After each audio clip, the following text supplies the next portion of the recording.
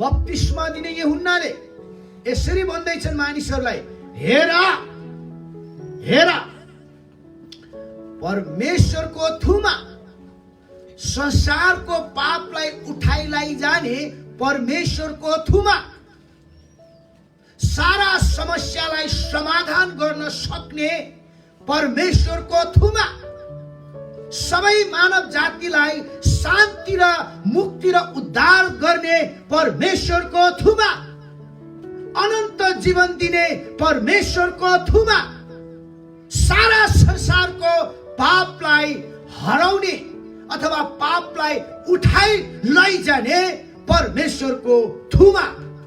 हेर परमेश्वरको थुमा। हामी कहाँ हेर्दैछौँ? बप्तिस्मा दिने यूहन्ना नयाँ नियमको अन्तिम अथवा पहिलो, जे भने पनि एकदम पहिलो प्रखर नयाँ नियमको अगमवक्ता पनि। अनि बप्तिस्मा दिने यूहन्ना परमेश्वरको शब्द र वचन बनेर कराउँदै हिँड्ने, परमेश्वरको राज्यको घोषणा गर्ने त्यो शब्द, त्यो वाक्यको रूपमा बप्तिस्मा दिने यूहन्ना घोषणा गर्दछ। हेर परमेश्वरको थुमा। तिमीहरू कहाँ हेर्दैछौ? तिमीहरू कसलाई हेर्दैछौ? कहाँनिर अल्झिराखेका छौ? हेर परमेश्वरको थुमा यता छ। यही हो आजको सन्देश। येशू ख्रीष्टलाई हेर। धेरै जसो मानिसहरू आफ्नै समस्यालाई हेरिराखेका हुन्छन्। परमेश्वरलाई जसले हेर्छ नि, तपाईले जीवित सर्वशक्तिमान प्रभु येशू ख्रीष्टलाई हेर्नुभयो भने तपाईको जत्रै ठुलो पहाड जत्रो समस्या किन नहोस्, तपाईको निम्ति उहाँले सारा समस्यालाई उठाइ लैजानुहुन्छ, सारा समस्यालाई समाधान गर्न सक्नुहुन्छ। समस्यालाई नहेर, तर येशूलाई हेर, अनि त्यो व्यक्ति मात्रै खुसी र शान्तिको जीवन जिउन सक्छ। अलिकति दुई चारवटा समस्या आएर रोएर आएर, डिप्रेसन भएर आएर, दुई चार पैसा समस्या भयो कि डिप्रेसन, अलिकति घर कोठा भाडाको समस्या भयो डिप्रेसन, बच्चाले भनेको मानेन डिप्रेसन, श्रीमान श्रीमती हल्का समस्या भयो डिप्रेसन, चिन्ता फिक्री कहाँनिर हेरिरहेछ? जब जब समस्या आउँछ, जब जब चुनौती आउँछ, येशूलाई हेर्ने, क्रुसको फेदीमा गएर घुँडा टेक्ने, प्रार्थना गर्ने। हौ येशू ख्रीष्टको चरणमा समाधान छ। सारा पाप, सारा समस्या, सारा श्राप, सारा अशान्ति, सारा पीडा, सारा निराशा, सबै किसिमका बन्धन, सबै किसिमका यातना र सबै किसिमका दुःख, दर्द, तकलिफ उठाइ लैजाने येशू ख्रीष्ट परमेश्वरको थुमालाई हेर। आज यही तपाईहरुलाई म प्रेरणा दिन चाहेको र यो मेरो निम्ति पनि हो। मैले पनि येशूलाई हेर्न पर्छ। कहिले पनि मानिसतिर मेरो समस्याले त्यो फलाना मेरो काकाले समाधान गर्छ कि, मेरो समस्याले त्यो फलाना मामाले, हजुरबाले अथवा ठुलबुवाले अथवा ठुलदाइले समस्या समाधान गर्छ कि भनेर मानिसलाई हेर्न थाल्यो भने हौ त्यो मान्छे निराश हुन्छ, हौ त्यो मान्छे धोकामा पर्छ, हौ त्यो मान्छे अशान्तिमा जिउँछ। जब तपाईको जीवनमा समस्या आउँछ, पीडा आउँछ, येशूलाई हेर। येशूको नाउँमा जब घुँडा टेक्छौ, अनि त्यसपछि थाहै नपाएको, आशै नगरेको, चिताउँदै नचिताको मान्छे तपाईको निम्ति सहायता गर्नुको लागि लाइन लाएर आउँछ। मेरो जीवनमा परेको घटना हो यो। मैले जसलाई आशा गर्थे ती मानिसहरूबाट कहिले पनि मलाई सहायता भएन। आशा नगरेको मानिसहरूबाट सहायता हुन्छ जब हामी येशूलाई हेर्छौं।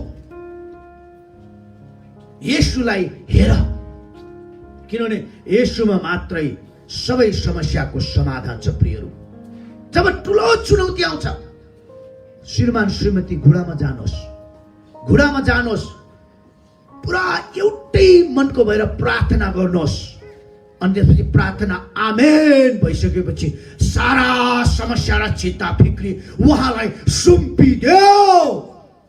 किनभने उहाँले तिमीहरूको फिक्री गर्नुहुन्छ।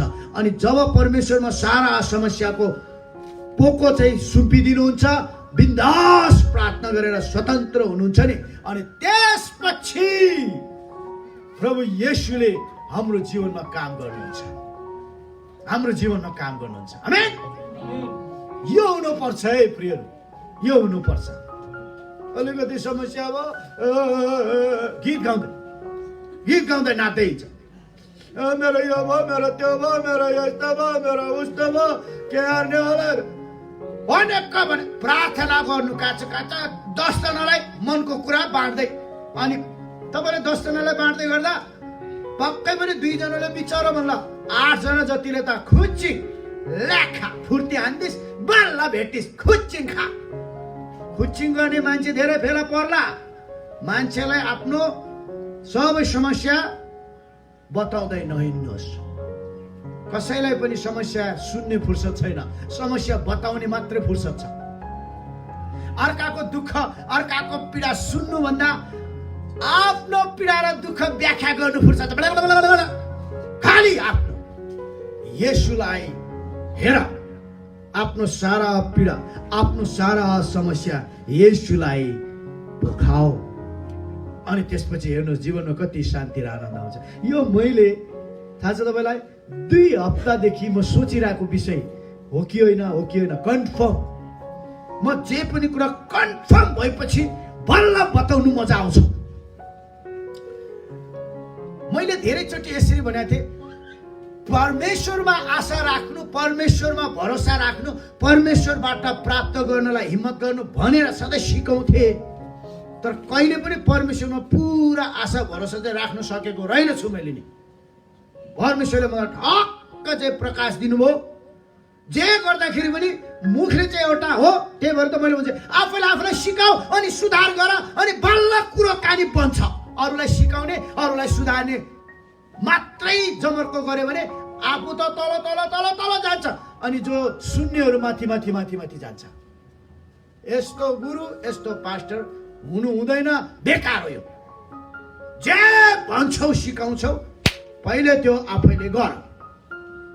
प्रार्थनाको विषयमा प्रचार गर्छौ, प्रार्थना गर्न सिक। दशांशको विषयमा प्रचार गर्छौ, सिकाउँछौ, दशांश आफै दे। प्रेमको विषयमा प्रचार गर्छौ, सिकाउँछौ, प्रेमको परिभाषा आफैले बुझेर प्रेम गर। अगापे प्रेम देऊ। सहायता गर्नुपर्छ, गरिबलाई अरूलाई उठाउनु पर्छ, यो गर्नुपर्छ, त्यो गर्नुपर्छ भनेर भन्छौ, आफ्नो पकेटबाट खोल्तीबाट निकालेर सहयोग गर। अरूहरूलाई माग्दै होइन, आफ्नो जेबबाट, आफ्नो ढुकुटीबाट निकालेर सहयोग गरेर देखाउ न, बल्ल मजा आउँछ। अनि परमेश्वरले शाबास, तैँले 10 दियो, ला 100 तँलाई, तैँले 100 दियो, ला 1000 तँलाई, 10 गुणा थपेर दिनुहुन्छ परमेश्वरले। आफ्नो जति चाहिँ कुन्तुरोमा लुकाउने अनि सहयोग गर्नुपर्छ भनेर उफ्रिने, कहाँबाट हुन्छ त्यस्तो? क्रिस्चियनिटी भनेको चाहिँ सिधै परमेश्वरमा भरोसा गर्ने, परमेश्वर प्रभु येशू ख्रीष्टलाई हेर्ने जीवन, आशा र भरोसा उहाँमा राख्ने जीवन हुनुपर्छ। अनि त्यसपछि सारा अशान्ति, सारा पाप, सारा श्राप, सारा निराशा, सबै किसिमका बन्धन र सबै किसिमका यातना र पीडाहरू उठाइ लैजानको लागि प्रभु येशू ख्रीष्ट हर हमेशा तयार हुनुहुन्छ। आमेन। के तपाईहरु तयार हुनुहुन्छ यसको लागि?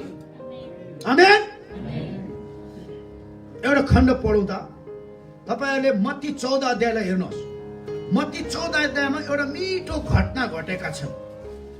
म यसलाई पढ्छु, तपाईहरुले ध्यान दिएर सुन्नु होला। पहिले मत्ती 14 अध्यायको 22 पददेखि म एउटा घटना तपाईहरुको बीचमा पढेर सुनाउन चाहन्छु। मत्ती 14 अध्यायको 22 लेखिएको छ।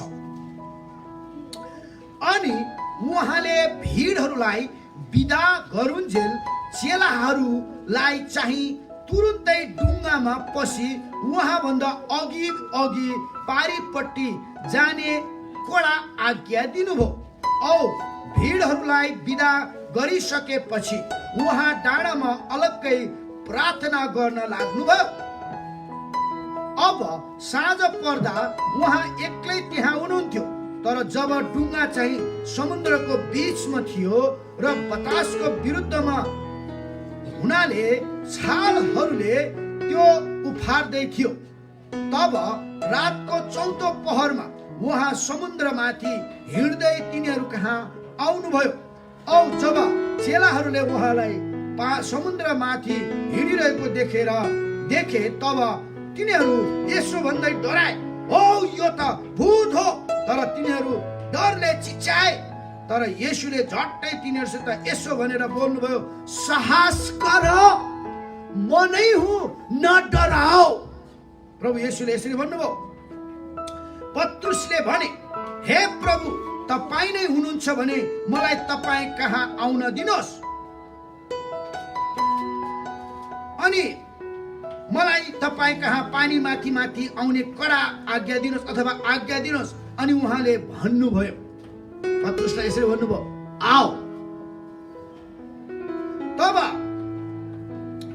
जब पत्रुस डुङ्गाबाट ओर्लेर येशू कहाँ जानलाई पानी माथि माथि हिँडे, यहाँ लेखेको छ पानी माथि माथि पत्रुसले हिँडे, पानी माथि माथि पत्रुस हिँडे। तर बतास देखेर तिनी डराए। जब डुब्न लागे तब तिनले चिच्याएर भने, "हे प्रभु, मलाई बचाउनुहोस्।" तब येशूले झट्टै हात पसारेर तिनलाई समाति हाल्नुभयो र तिनलाई भन्नुभयो, "हे अल्पविश्वासी, किन शङ्का गरिस्?" औ जब उहाँहरू डुङ्गामा पसे तब बतास थामियो अनि डुङ्गामा हुनेहरूले उहाँलाई भक्ति चढाए र भने, "साँच्चै तपाईँ परमेश्वरको पुत्र हुनुहुँदो रहेछ।" आमेन। घटना सिम्पल थियो तर अर्थपूर्ण छ। अब यो घटनाबाटको अर्को घटना हामी सुनौं। घटना के घटेको थियो कि अनि प्रभु जहिले पनि दिनभरि सेवकाई गर्नुहुन्थ्यो। अनि त्यो घटना कस्तो घटना थियो भने, अनि त्यो दिनभरि हिजोतिरको घटना हुन सक्छ, अनि दिनभरिको साँझको त्यो दिनभरि चाहिँ उहाँले के गर्नुभयो, सुन्नु दिनभरि चाहिँ उहाँले के गर्नुभयोदेखि मानिसहरू थाकेर हैरान भएपछि अनि कसैकोमा खानेकुरा थिएन। अनि फेरि उजाड एकदम नै अनकन्टा, न दुकान न गाउँ केही नभएको ठाउँनिर सबै मानिसहरू जम्मा भयो। अनि सबै अब भोक लागेर छटपटी राखेको बेला चेलाहरूलाई चाहिँ नि प्रभु येशूले भन्नुभयो कि यिनीहरूलाई भोक लाग्यो होला, खानेकुरा दियो। परमेश्वर, प्रभु, हामीसँग त खानेकुरै छैन। किन छैन? यत्रो मान्छेलाई किनेर कसरी दिने भन्ने कुरा चेलाले गर्दा तिमीहरूलाई दिनु पर्यो नि। छैन त, हामीसँग त खानेकुरा छैन। अनि एउटा बच्चाले अगाडि बढ्यो अनि सुन्नुहोस् है, 2टा माछा र 5वटा रोटी लिएर, त्यो पक्कै पनि त्यो बच्चाले चाहिँ आफूलाई खानुको लागि होला न, सानो बच्चाले, यत्रो सानो बच्चाले पक्कै पनि भोक लाग्दाखेरि पक्कै आमाले कसैले, "ल तिमी चाहिँ यात्रामा खाऊ" भनेर हामीलाई पनि यात्रामा जाँदाखेरि खानेकुराहरू प्याक गरेर लान्छौ नि बेला बेला, हो त्यस्तै आफ्नो आमा बाबाले, अभिभावकले खाना दिनुभएको थियो होला। अनि त्यो बच्चा अगाडि बढ्छ। अब कसैसँग के छैन हेर्नुहोस् है, तर त्यो बच्चाले चाहिँ 5वटा रोटी र 2टा माछा चाहिँ मसँग यति छ ल भनेपछि प्रभुले त्यो रोटी र माछालाई आकाशमा उचालेर परमेश्वरलाई धन्यवाद दिनुभयो। अनि टुक्रा टुक्रा गरेर भाँचेर सबैले, त्यहाँ भएको 5000 जना त पुरुष मात्रै थियो, पुरुष मात्रै, महिलाहरू र बच्चाहरूको गणना छैन यहाँ।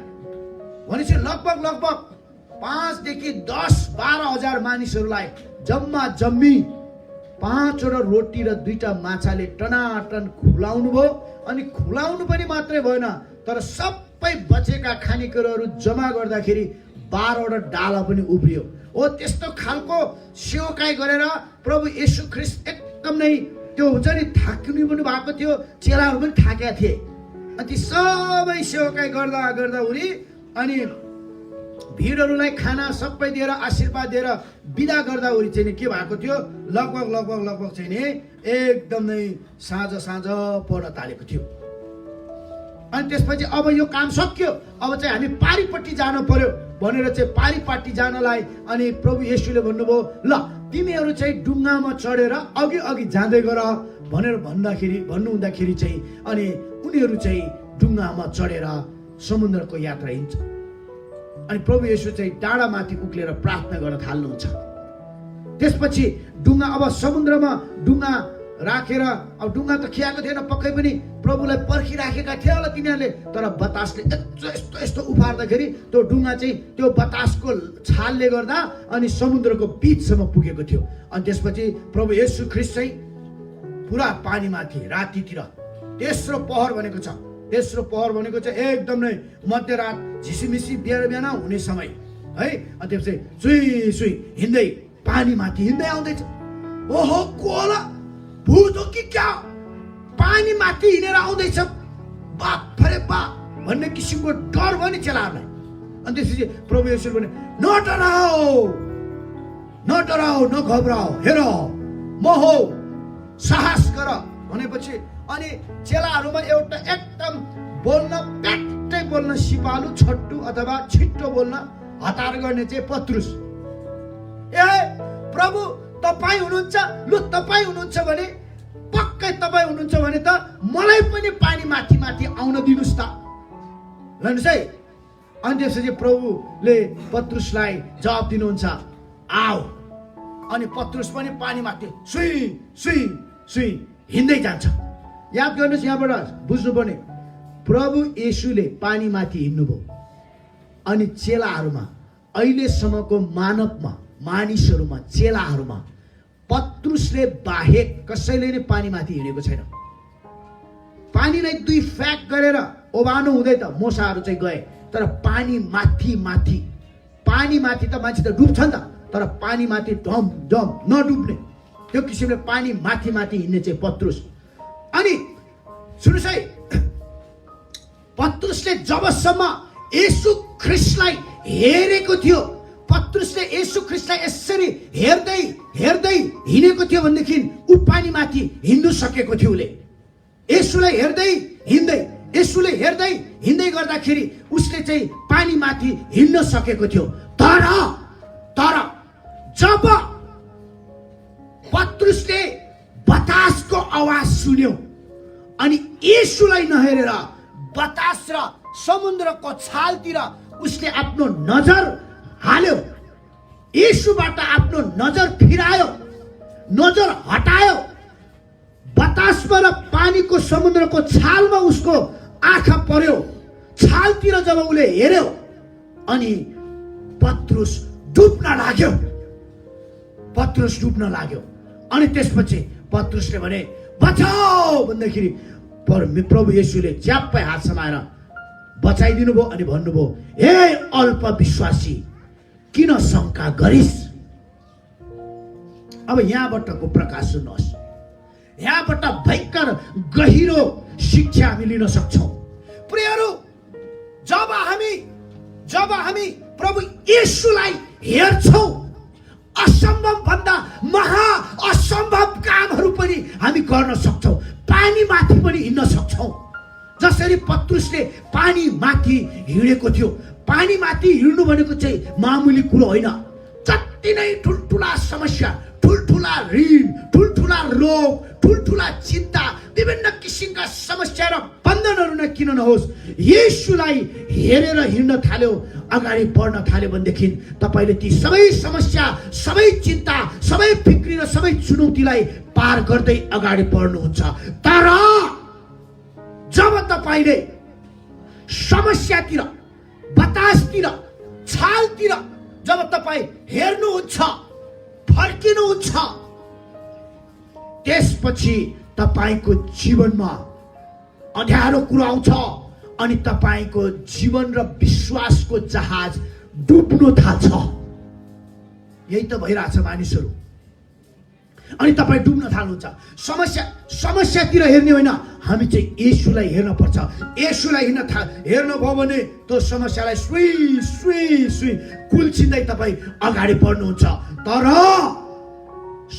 येशूलाई नहेरेर समस्यालाई हेर्न थाल्यो भने त्यो समस्याले तपाईलाई कान्ताराकुद्रो समुद्रभित्र पत्रुस डुबेको जस्तै समस्याको समुद्रमा, पीडाको समुद्रमा, चिन्ताको समुद्रमा, ऋणको समुद्रमा, पीडाको समुद्रमा, विभिन्न किसिमका बन्धनको समुद्रमा तपाईँ डुब्नुहुन्छ।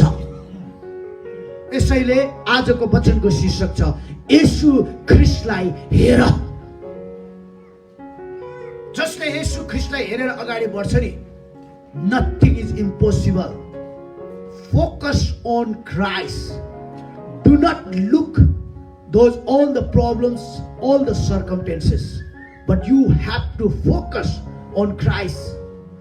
Then Jesus will deliver every problems and circumstances. अनि सबै प्रकारका समस्या र सबै प्रकारका पीडा, सबै प्रकारका यातनालाई केवल प्रभु येशूले मात्रै छुटकारा दिन सक्नुहुन्छ। यो आजको सन्देश हो। यो आजको लागि तपाईहरुको लागि सुसमाचार हो। के तपाईले हेर्नु भएको छ?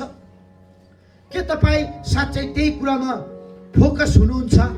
यी दिनहरुमा तपाईको नजर कहाँ छ अहिले? ए फलना पनि उता गइराछ, म नि उतै जान्छु, नाचिराछ आफ्नै ढंगमा। जस्तो जस्तो अरूले मादल बजाए त्यही किसिमले नाच्ने तपाईहरु प्रभुको वचनको न तालमा नाच्नुस्। संसारको वचनको तालमा ननाच्नुस्। संसारको वचनको त्यो ढोलक मादलको तालमा ननाच्नुस्। ख्रीष्टमा बाँचेर तपाईहरु 25 वर्ष भयो, 30 वर्ष भयो भन्नुहुन्छ, अझै पनि संसारको मादलको तालमा नाच्दै छ। प्रभु येशूलाई हेर्नुको सट्टा समस्या र संसारका विभिन्न किसिमका रंगमञ्चीय दुनियाँलाई हेर्दै हुनुहुन्छ। के फरक छ त? के फरक छ? तपाई परमेश्वरको सन्तान भएको फरक कसरी देख्छन् त मानिसले? तपाई कसरी नुन र ज्योति बन्ने? कि तपाईको जीवनमा कुनै फलै छैन, ज्योति नै छैन, जहिले पनि रुन्छे, जहिले पनि अँध्यारो, जहिले पनि ऋण, जहिले पनि बिमारी, जहिले पनि पीडा। कति वर्ष भयो? 25 वर्ष भयो, 30 वर्ष भयो विश्वास गरेको, तर पनि ऋण, बिमार, अशान्ति, डिभोर्स, बुढाबुढी डिभोर्स, बच्चाहरू अलपत्र, कुलतमा फसेको, अनैतिक काममा लागेका, नराम्रो कामहरू कुकर्म गर्दै हिँडेका। किन यो भइरहेछ? एउटै कारणले हामीले येशूलाई हेरेका छैनौं, तर हामीले समस्या र संसारलाई हेरेका छौं। जब हामी संसारका विभिन्न कुरालाई हेर्छौं नि, हामी त केही पनि होइन रहेछौं भन्ने कुरा हामीलाई लाग्न थाल्छ। त्यसैले येशूमा रमाऊ, येशूलाई आफ्नो जीवनको मोडल बनाउनुहोस्, लक्ष्य बनाउनुहोस्, अनि त्यो व्यक्ति गन्तव्यसम्म पुग्छ। म अर्को खण्ड तपाईहरुको बीचमा पढ्न चाहन्छु। अनि मत्ती 21 अध्यायको 12 देखि 16, मत्ती 21 अध्यायको 12 देखि 16 पदमा म तपाईहरुलाई सिर्फ एउटा घटना घटेको छ अनि त्यो घटनाको क्रमिक कुरालाई मात्रै समष्टिगत बताउन चाहन्छु। तपाईहरुले घरमा गएर पढ्नु होला, अनलाइनमा जोडिनु भएकोहरुले पनि लेख्नुहोस् र राम्रोसँग यसको अध्ययन गर्नुहोस्। ध्यान दिएर सुन्नुहोस्, यहाँ लेखिएको छ। म सिर्फ यो कुरालाई जोड दिन चाहन्छु। तिमीहरुले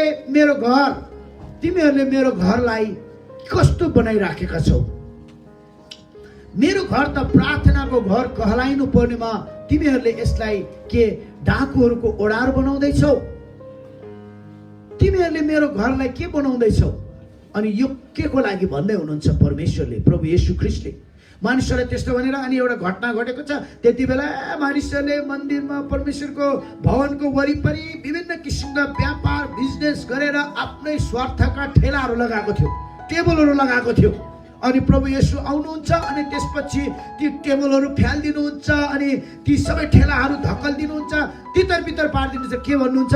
तिमीहरूले आफ्नो आफ्नो स्वार्थका ठेलाहरू लगाएको रहेछौ, आफ्नो आफ्नो विचारहरू, आफ्नो आफ्नो टेबलहरू राखेर मेरो घरलाई डाकुको ओडार बनाउँदैछौ।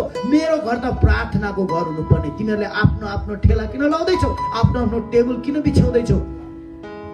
याद गर्नुहोस्, हामी धेरैचोटि चाहिँ के गर्छौँ भने आफ्नो आफ्नो स्वार्थको ठेलाहरू लिएर प्रभुको घरमा जान्छौँ, आफ्नो आफ्नो स्वार्थका टेबलहरू लगाएर प्रभुलाई व्यापार गर्न खोज्छौँ, परमेश्वरको वचनलाई व्यापार गर्न खोज्छौँ अनि परमेश्वरको नाउँलाई चाहिँ व्यापारको रूपमा प्रयोग गर्न खोज्छौँ, स्वार्थका रूपमा लिन खोज्छौँ।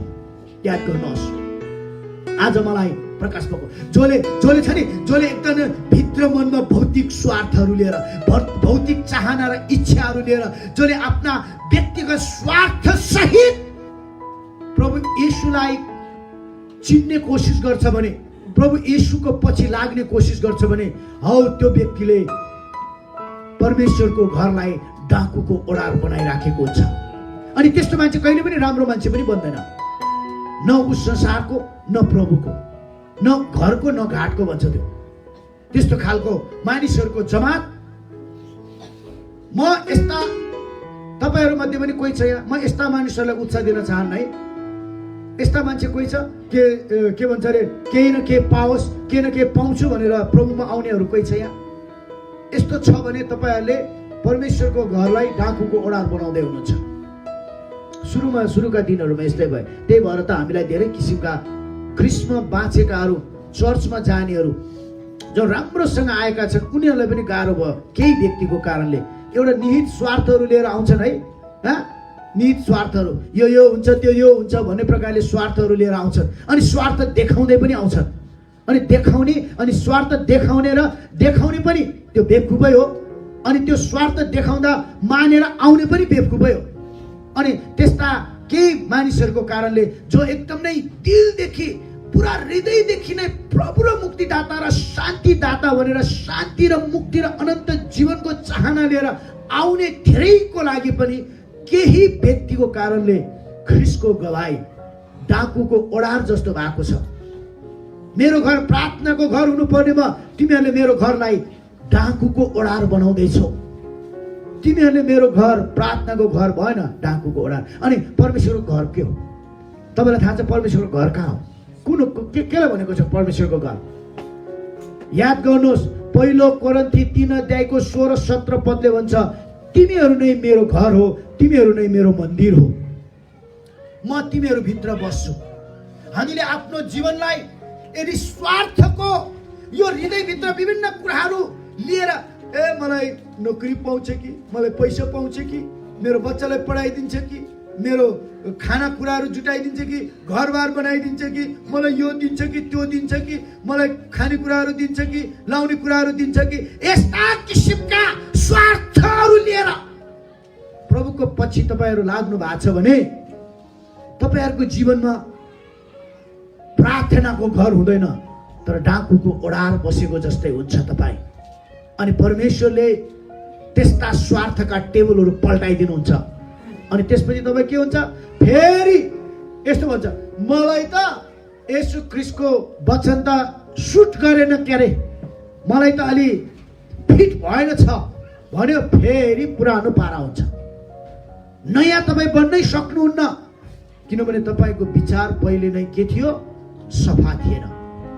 त्यही भएर भन्छ, म त्यही भएर च्यालेन्ज छ भनेको कसैले पनि। म त कतिले भन्छ नि, उनीहरू चाहिँ के दिन्छु भनेर प्रलोभन दिएर, लोभ लालच गरेर, कर काप गरेर के गरिदिन्छु भनेर चाहिँ नि धेरै चाहिँ नि यिनीहरूले चाहिँ धर्म परिवर्तन गराउँछन्, यो गराउँछन्, त्यो गराउँछन् भने नि, जसले भन्दैछ अझै थप चाहिँ म के भन्दैछु भने, यदि त्यस्तो गर्छ भने स्वार्थ सहित आउने र स्वार्थ देखाउनेहरू पनि, तिनीहरूले चाहिँ परमेश्वरको घर निर्माण गरिराखेका छैनन्, प्रार्थनाको घर निर्माण गरिराखेका छैनन्, उनीहरूले चाहिँ डाकुको ओडार बनाउँदैछ।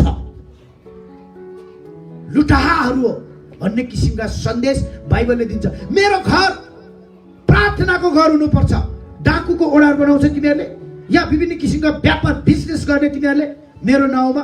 किनभने त्यति बेला परमेश्वरको भवनको वरिपरि विभिन्न किसिमका स्वार्थका टेबलहरू, कसैले परिवार बेचिरहेछन्, कसैले पैसा साटिरहेछन्, कसैले के बिजनेसहरू गरिरहेछन्। परमेश्वरको भवनमा प्रार्थना हुनुपर्छ, व्यापार बिजनेस हुनु हुँदैन। प्रभु येशूको नाउँ किनबेच हुनु हुँदैन। प्रभु येशूको नाउँ स्वार्थका खेलहरू हुनु हुँदैन, रुपियाँ पैसामा तौल्नु हुँदैन। त्यही भएर हाम्रो विचार माथिल्लो हुनुपर्छ। मैले भनौँ, यता ध्यान दिएर सुन्नुहोस्, म एउटा कुरा एकदम सत्य कुरा भन्छु। आजभन्दा 400-500 वर्ष अगाडि अमेरिकनहरू कस्तो थियो? माई गड जङ्गलमा बस्थे, आदिवासीको रूपमा थिए, राम्रोसँग खान पाउँदैन थिए तिनीहरूको जीवन, न राम्रोसँग खेतीपाती हुन्थ्यो, चारैतिर हिउँ र जङ्गल मात्रै थियो। अहिले विश्वमा नम्बर 1 कसरी भए? युरोपका कति देशहरू त्यस्तै। जे पनि हुन्छ नि प्रियहरू, यो चेतनाबाट हुन्छ क्या, हाम्रो सोचबाट हुन्छ, हाम्रो विचारबाट हुन्छ। ध्यान दिएर सुन्नु होला, सुन्नुहोस्। हामी चाहिँ मैले पहिले पनि भनेको थिएँ, हामीले बाइबलमै छ, माग त दिइनेछ पनि छ, ओके, अनि देउ त दिइने पनि छ। युरोप र अमेरिकनहरूले प्रार्थना गर्दा परमेश्वर तपाईँले त देउ त दिइनेछ भन्नु भएको छ, मसँग 2-4 पैसा छ, म कसलाई दिने होला, मैले दियो भने तपाईँले मलाई दिनुहुन्छ क्यारे भनेर प्रार्थना गर्छन् रे। तर हामीले गर्ने प्रार्थना चाहिँ फेरि माग त दिइनेछ, परमेश्वर तपाईँले मागेपछि दिन्छु भन्नुभएको छ, मलाई दिनुहोस् माग। हामी माग त दिइनेछ भनेर प्रार्थना गर्छौँ, उनीहरू चाहिँ देउ त दिइनेछ भनेर प्रार्थना गर्छ। कति फरक छ? परमेश्वरले सबैलाई बराबर बिउ दिनु भएको छ, तर हामी त्यो बिउलाई चाहिँ छर्नुको सट्टा हामी त्यो बिउलाई चाहिँ कुन्तुरोमा लुकाएर त्यो बिउलाई नै पकाएर खाइदिन्छौँ। मामाहरू यहाँ छ, खेतीपाती गर्नेहरूलाई थाहा छ है, तपाईँले मजाले बजारबाट राम्रो एकदम कृषिको त्यो फर्महरूबाट राम्रो बिउ लिएर आउनुभयो, अनि बिउ चाहिँ मजाले अनि कुटेर खाइदिनु भयो भने छर्ने के? बिउ चाहिँ खाइदिने हामी। बिउ त मजाले छर्नु पर्छ, अनि त्यो छरेको मजाले खेतभरि उम्रन्छ, अनि धनसारमा 100 गुणा त्यसले फल ल्याउँछ। हामी बिउ खाइदिन्छौँ पकाएर, तर अरूले चाहिँ बिउ छर्छन्। यही त फरक छ। हामी मण्डलीहरू अहिले गरिब हुनुको कारण पनि यो, मण्डलीका विश्वासीहरूलाई यो गलत होइन होला सायद, यो कन्सेप्ट माथि उठाउनुहोस्। अब येशूलाई हेर भन्ने सन्देश हो, कुनै विदेशीलाई हेर होइन, बाहिरी धात्री संस्थालाई हेर होइन, कुनै मान्छेलाई गोराकालेलाई हेर होइन, येशूलाई हेर।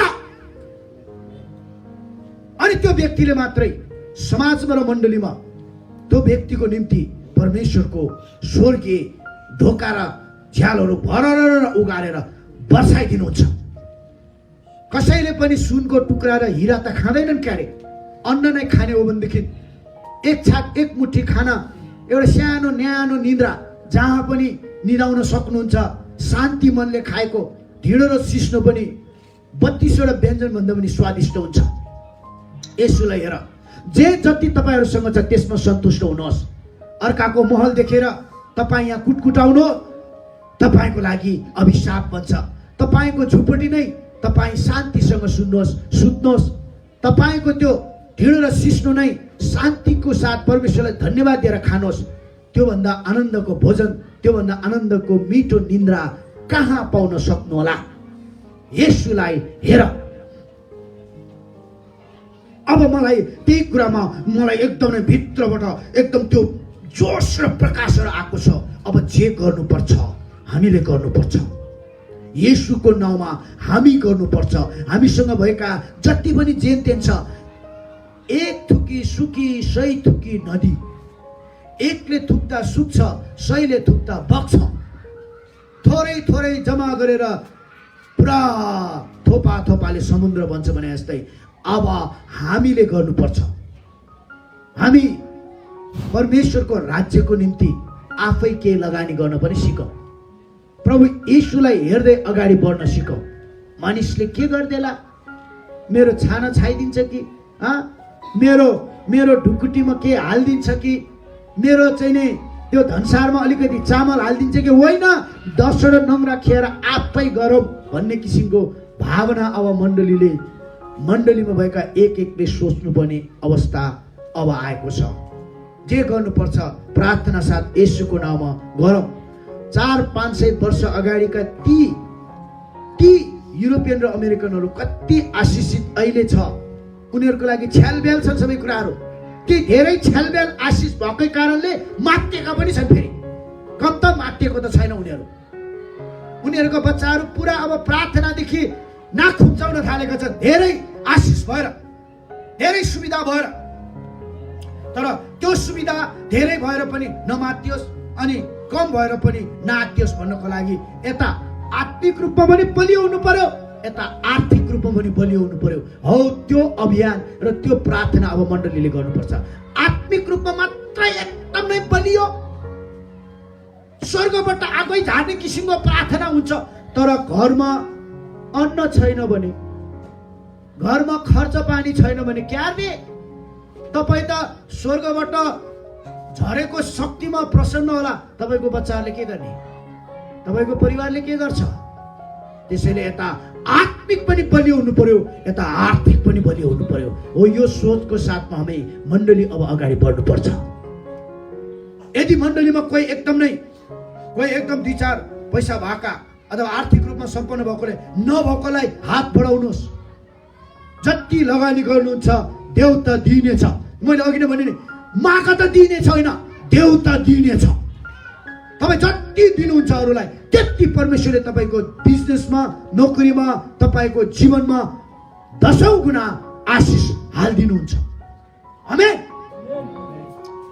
म गर्दैछु, मैले अघि नै भने नि, म गर्दैछु। नगरेर बोल्ने मान्छे होइन, नगरेर बोलेको अर्थ पनि लाग्दैन। मसँग भएको म लगानी गर्दैछु, लाइफबाट बोल्दैछु।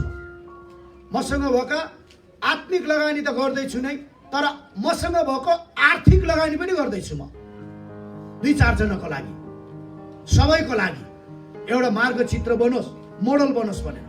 आफ्नो लागि त सबै बात छ है, क्यारे बाध्दैन। आफ्नो लागि, आफ्नो परिवारको लागि सबै बात छ, तर आफ्नो कारणले 5वटा परिवार बनोस्, 10वटा परिवार बनोस् भन्ने सोचको साथमा येशूलाई हेर, येशूलाई हेर। अहिले हामीले सानो व्यवसायहरू सुरु गरेका छौँ। व्यक्तिगत मोटाउनु भन्दा पनि हामी अब सबै मोटाउनु पर्छ, आर्थिक रूपमा पनि।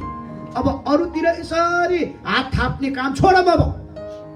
अब चाहिँ माका त दिने छैन, देउता दिने छ।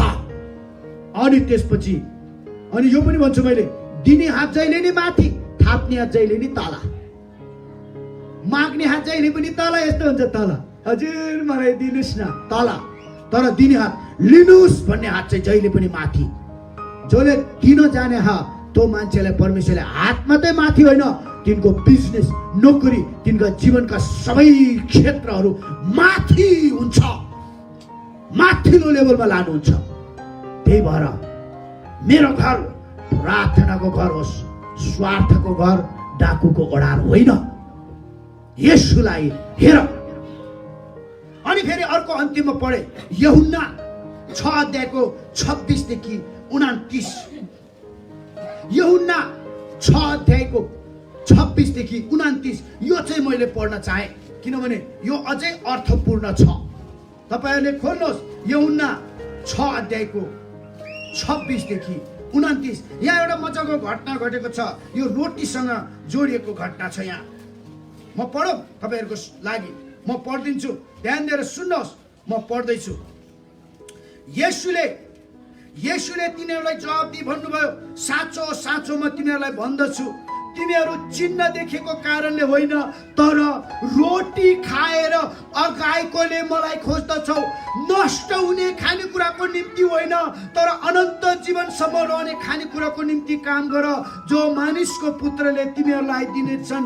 किनभने पिता अर्थात् परमेश्वरले उहाँमाथि छाप लगाउनु भएको छ। त्यसकारण तिनीहरूले उहाँलाई भने, परमेश्वरको काम गर्नलाई हामीले के गर्नुपर्छ?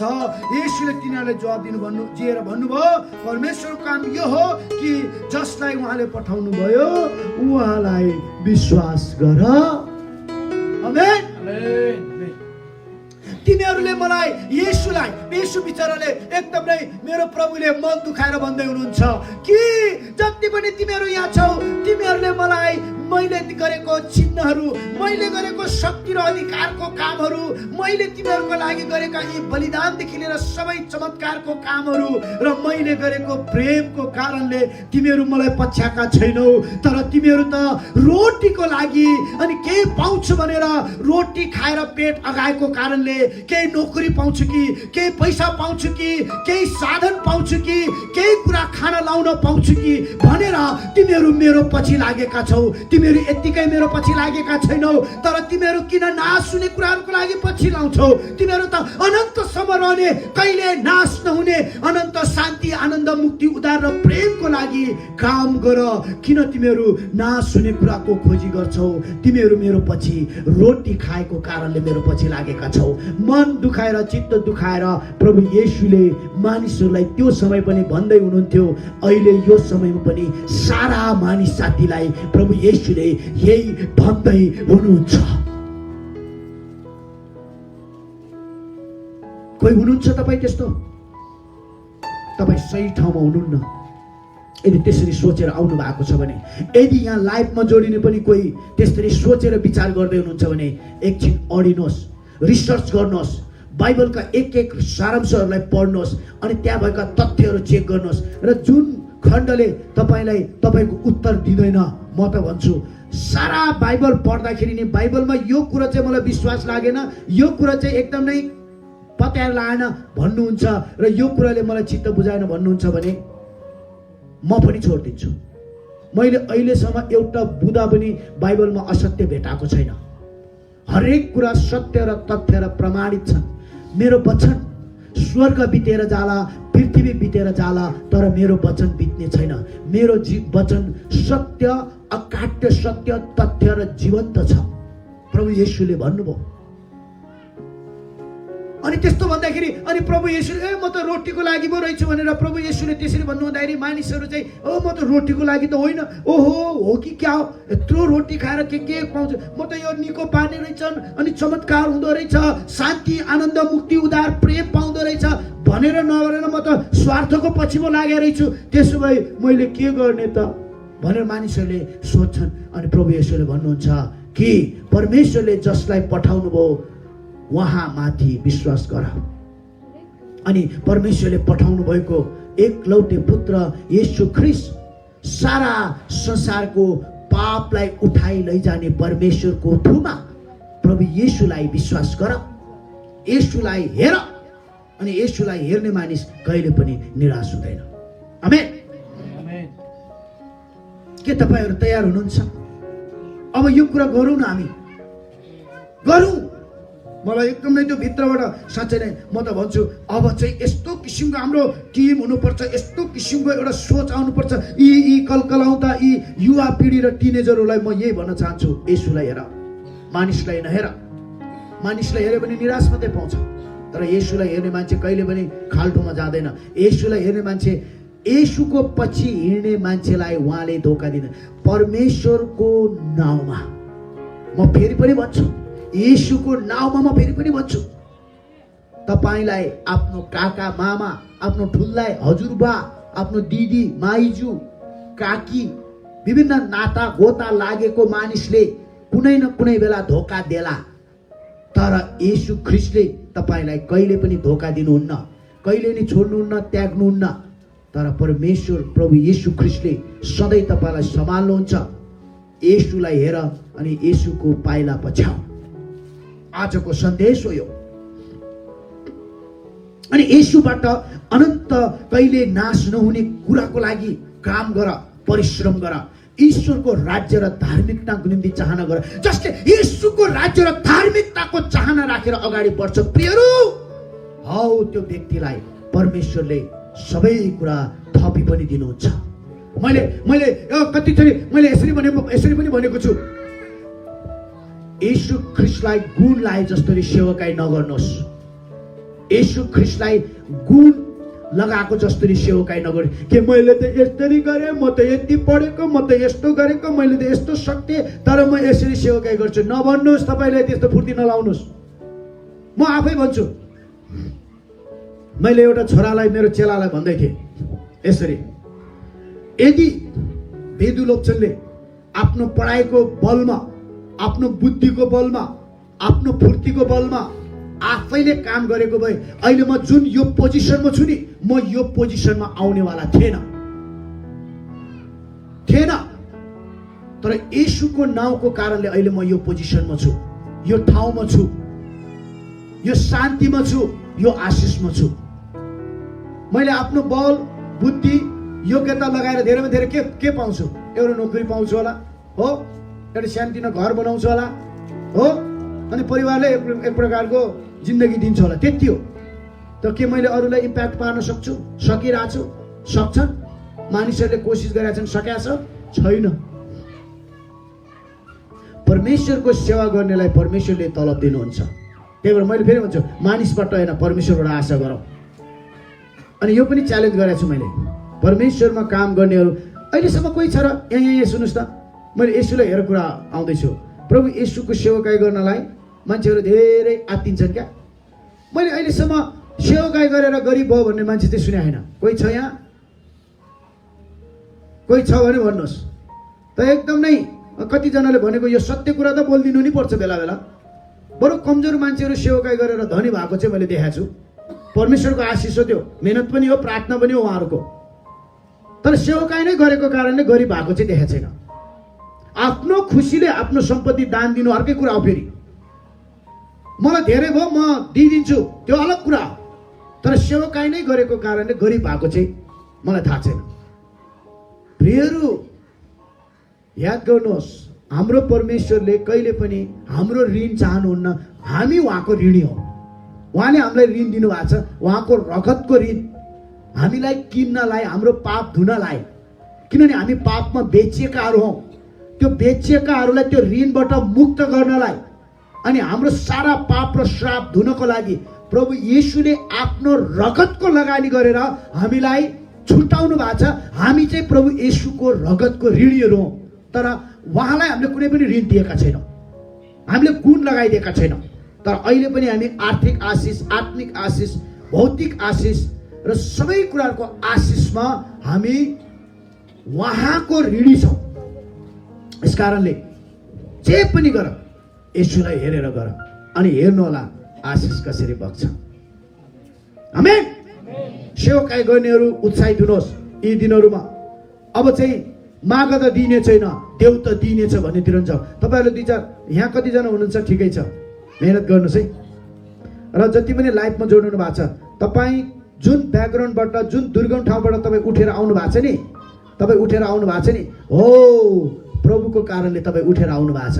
अनि तपाईँसँग भएको दुई चारवटा आर्थिक सम्पत्ति पैसाहरू छ नि, अब त्यो ढुकुटीबाट निकालेर अब तपाईँ जसरी पहिले गरिबी अवस्थामा हुँदाखेरि समस्या थियो नि, ती समस्यामा भएको मानिसहरूलाई तपाईँको ढुकुटीबाट निकालेर अब छर्नुहोस्। फेरि त्यो ढुकुटीमा थप्दै नजानुहोस् तपाईँ, तर त्यहाँबाट निकालेर छर्नुहोस्। 4वटा 5वटा घरको पछाडि नलाग्नुहोस् तपाईँ। एउटा घर काफी छ, अब लगानी गर्नुहोस्। परमेश्वरमा अनन्तसम्म रहने कुराको लागि लगानी गर्नुहोस्। स्वर्गीय धन थुपार्नुहोस्। पृथ्वीमा नाश हुने, किराले खाने धनको पछि धेरै नकुद्नुहोस्। यो सन्देश हो आज।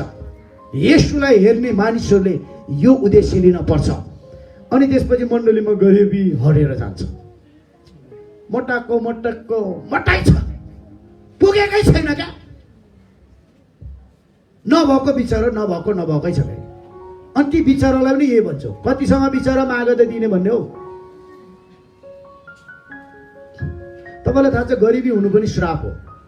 श्राप काट्नुपर्छ क्या हामीले बेला बेला। एकदम घुँडा टेकेर पिता पुर्खाबाट आएको श्राप, त्यो गरिबी भन्ने श्रापलाई काट्न पर्छ। अनि त्यो श्राप कटेर गयो भने, नाश भएर गयो भने, तपाईँले 500 रुपियाँ अथवा 1000ले तपाईँले चटपटेको बिजनेस गर्नुभयो भने पनि नि 1 महिना 2 महिना 1 वर्षपछि त्यो 1000 पत्तै नभएर 1 लाख बनेको थाहै हुँदैन। परमेश्वरले दिने हो नि त त्यो आशिष त। त्यही भएर मलाई त के पनि छैन कोही भनेर रुने होइन, मेहनत गर्ने हो। अनि परमेश्वरले आशिष दिनुहुन्छ। मानिसमा होइन, परमेश्वरमा आशा राख्ने, भरोसा राख्ने, नाश हुने कुराको लागि होइन, अनन्त कुराको लागि काम गर्ने। अनि अनन्त कुराको लागि, अनन्त थोकको लागि काम गर्नेलाई परमेश्वरले धन सम्पत्ति नि दिनुहुन्छ, नाम पनि दिनुहुन्छ, इज्जत पनि दिनुहुन्छ, मान्छे पनि दिनुहुन्छ, अनि शान्ति पनि दिनुहुन्छ, अनि त्यसपछि प्रेम पनि दिनुहुन्छ, मेलमिलाप पनि दिनुहुन्छ, अनि सबै आत्मिक कुरा पनि आर्थिक कुरा पनि दिनुहुन्छ। त्यसकारणले येशूलाई हेर, येशू ख्रीष्टमा भरोसा गर, अनि जे पनि गर्छौ खुसी साथ, रमाहाट साथ, आनन्द साथ गर। सेवकाई गर्नुहुन्छ रमाउँदै धन्यवाद भन्दै गर्नु। यति सेवकाई गरे मैले केही पनि जोड्न सकिनँ, म त पैदलको पैदल छु, अर्काले यहाँ गाडी चढिसक्यो, घर किनिसक्यो, मैले त केही पनि गर्नु सके होइन। यस्तो असन्तुष्टि सेवकाई गर्ने बिचारा अझै पनि बुझे होइन तपाईँले। अझै पनि तपाईँले येशूलाई हेरेर सेवकाई गर्नु भएकै रहेनछ। तपाईँ अझै पनि संस्थालाई हेरेर सेवकाई गरे रहेछ, तपाईँ अझै गोरा कालालाई हेरेर सेवकाई गरे रहेछ, तपाईँ अझै पनि मानिसलाई आशा र भरोसा गरेर सेवकाई गर्नु भएको रहेछ। यस्तो प्रकारको सेवकाईले तपाईँलाई कहिले नि शान्ति दिँदैन। तपाईँको मनमै गरिबीपन छ। तपाईँको मन, तपाईँको विचार, तपाईँको आँखा येशूमा हुनुपर्ने मान्छेमा छ, येशूमा हुनुपर्ने विभिन्न सङ्घ संस्थामा छ, येशूमा हुनुपर्ने विभिन्न किसिमका स्रोत साधनमा छ। येशूमा तपाईँको ध्यान लगाउनुहोस्, येशूलाई आफ्नो लक्ष्य बनाउनुहोस्, जे पनि गर्नुहुन्छ, अनि हेर्नुहोस् सफलताको बिन्दुमा कसरी पुग्नुहुन्छ। अहिले म सेवकाईमा, पूर्णकालीन सेवकाईमा आएको 20 वर्ष भयो। यहाँ भएका कतिजनालाई प्रत्यक्ष थाहा छ, मेरो बाबा आमा र सासू ससुराल विशेष गरेर बडो उहाँहरूलाई पीडा भयो होला, सिधै येशूलाई हेर, येशूलाई हेर भनेर अगाडि बढेको मान्छे हो। यो के भएको, कतिले भने यो के भएको, धेरै पढेर दिमागै बिग्रियो क्या पनि भनेको। किनभने हामी एउटा तामाङ हो, तामाङहरूमा अलिकति मास्टर डिग्री गर्ने मान्छेहरू त्यति हाम्रो गाउँतिर कमै थियो। नोकरी घरमै आउँथ्यो, तर पनि नोकरी भन्दा म प्रभुकै काम गर्छु भन्नेपछि त यो त खुस्कियो क्या भन्ने। मैले येशूलाई हेरेँ, के म मूर्ख हो? नोकरी नचाहिने मान्छेहरूमा चाहिन्छ बाबा, मेरो नि परिवार छ, 4वटा बच्चाहरू छ, चाहिन्छ, तर मलाई थाहा छ कि मेरो नोकरी के हो, मेरो काम के हो। मेरो नोकरी, मेरो काम अनन्तसम्म कहिले नाश नहुने कुराको लागि काम गर्नु, परमेश्वरको राज्यको लागि काम गर्नु मेरो काम थियो। र मेरो परमेश्वरले मलाई कहिले नै छोड्नु भएन, त्याग्नु भएन, मलाई बिचारा राख्नु भएन। अहिले मेरो बुवा आमा, मेरो सासू ससुरा, मेरो इष्टमित्र मसँग मलाई गर्व गर्छन्, मसँग बढी आउँछन्। अब मान्छेहरू अहिले कति छन् रे? हामी प्रत्यक्ष रूपमा अनलाइनबाट भन्नुपर्दा मसँग त 4वटा बच्चाहरू छँदैछन्, अरू 4-5वटा नि छन्। हामी 10-15 जना, 10-12 जना त रेगुलर खानेहरू छौँ। पुगिरहेछ, पुग्दैछ पोखरा जस्तो ठाउँमा। के हुन्छ समस्या? येशूलाई हेरेपछि सबै कुराहरू हुन्छ नि। अनि कसले दिन्छ अरे नि, यसलाई बाहिरबाट टनाटन आउँछ। बाबा खाता चेक गर्नु न, खाता चेक गर्नु। च्यालेन्ज पनि गरिरहेको छु मैले, कहाँबाट आउँछ के आउँछ। हो यो त दुनियाँ कति बोल्न सिपालु मान्छे, दुनियाँ देश विदेश घुमेको मान्छे कहाँ कहाँबाट आउँछ। बाबा गर्नु न, मेरो त बानी यो, म त गोराहरूलाई पनि शिक्षै दिन्छु। अब मैले भन्दै भन्दै जाँदा गोरा बिचरा टुवा हुन्छ, मेरो विदेशी साथीहरू टुवा हुन्छ। ओहो यो त मभन्दा ठुल्ठुलो कुराहरू छु, त्यो पक्कै पनि क्या यसरी निकाल्दै गर्दाखेरि नै भित्र यसरी हालिदिन्छ होला क्या, यो ठुल्ठुलो कुरा आउँदै रहेछ, यसलाई के दिने?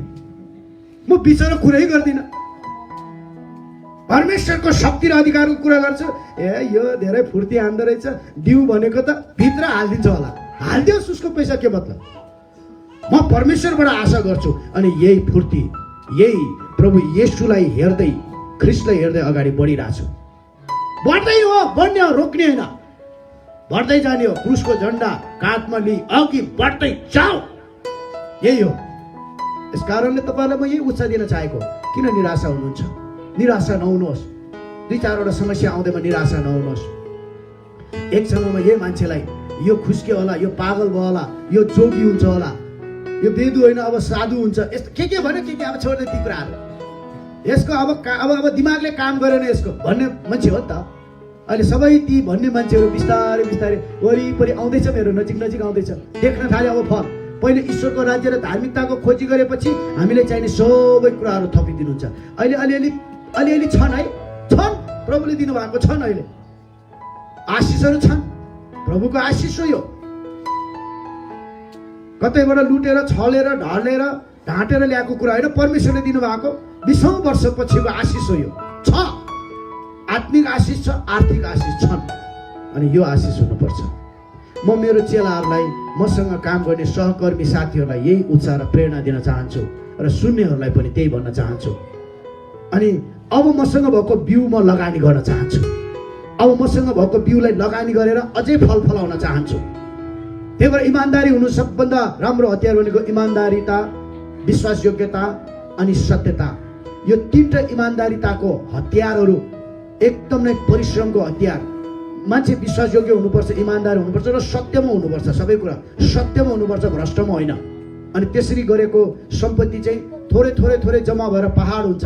तर एकैचोटि वात्त आएको सम्पत्तिले समस्या ल्याउँछ, घरमा विवाद ल्याउँछ, घरमा मण्डलीमा अरू कुनै पनि कुरामा एकैचोटि आएको सम्पत्तिले विपत्ति र समस्या मात्रै ल्याउँछ। तर बिस्तारी जुट्दै गरेको मेहनत, परिश्रम, पसिनाको धाराबाट आएको आशिषले चाहिँ आनन्द, शान्ति र भलाइ ल्याउँछ, परमेश्वरको राज्यमा महिमाको काम गर्छ। अन्तमा येशू ख्रीष्टलाई हेर। येशू ख्रीष्टलाई हेर्नेहरू कहिले पनि निराश हुँदैनन्। येशू ख्रीष्टलाई हेर्नेहरू कहिले पनि हारको जीवन होइन, जयवन्तको जीवन जिउँछन्। येशू ख्रीष्टलाई हेरेर अगाडि बढ्ने मानिसहरू सेवकाईमा सफल हुन्छन्। येशू ख्रीष्टलाई हेरेर अगाडि बढ्ने मानिसहरू बिजनेसमा सफल हुन्छन्। येशू ख्रीष्टलाई हेरेर अगाडि बढ्ने मानिसहरू नोकरीमा प्रगति र उन्नति गर्छन्। येशू ख्रीष्टलाई हेरेर जिउने परिवार, श्रीमान श्रीमती सधैँ प्रेम, मेलमिलाप र शान्तिमा बाँच्दछन्। येशू ख्रीष्टलाई हेर, अगाडि बढ।